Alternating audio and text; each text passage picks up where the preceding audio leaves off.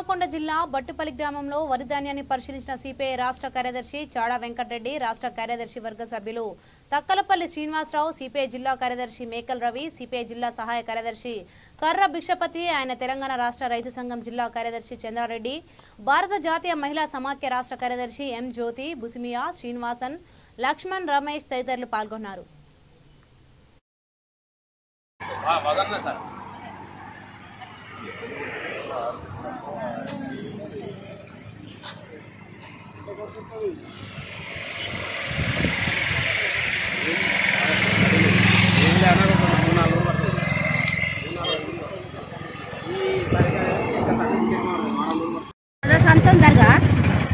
బట్టుపల్లి గ్రామం జరిగే శివార్లో ఉత్తరవేణి కుటుంబాలకు సంబంధించినటువంటి శ్రీనివాసు, అలాగే వనిత,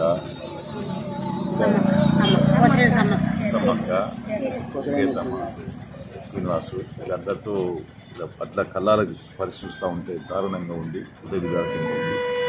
అకాల వర్షాలకి ఈ వడ్లు చేతికొచ్చే సమయానికి మరి ప్రకృతి కన్నెర చేసిన వల్ల వర్షాలు ఒకవైపు వర్షాలు, రెండో వైపు కారిపోయే పరిస్థితి. కాబట్టి వడ్లను ఎట్లనే చేసి తెచ్చుకోవాలి, వరి పోసుకొని వడ్లు తెచ్చుకోవాలి. ఆ తపనలో అది ఎన్ని ఇబ్బందులు అంటే ఇక అవి అవస్థలు చెప్పడానికి అన్ని రకాల కష్టపడ్డకే తెలుస్తుంది, హాయిగా ఉండడం తెలియదు.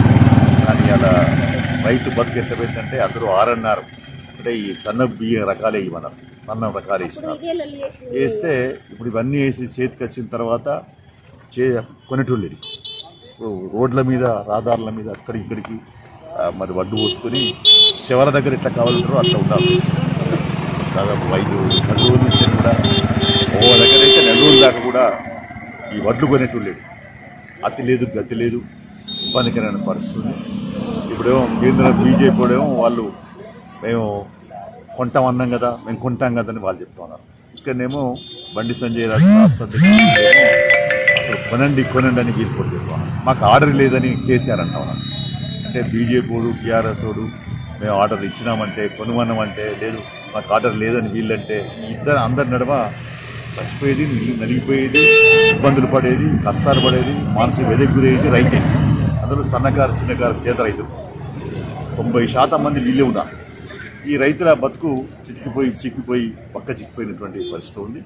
అందువల్ల ఇలా ఈ రాజకీయాలు మానండి, గ్రామాలు మానండి, వడ్లు కొనండి.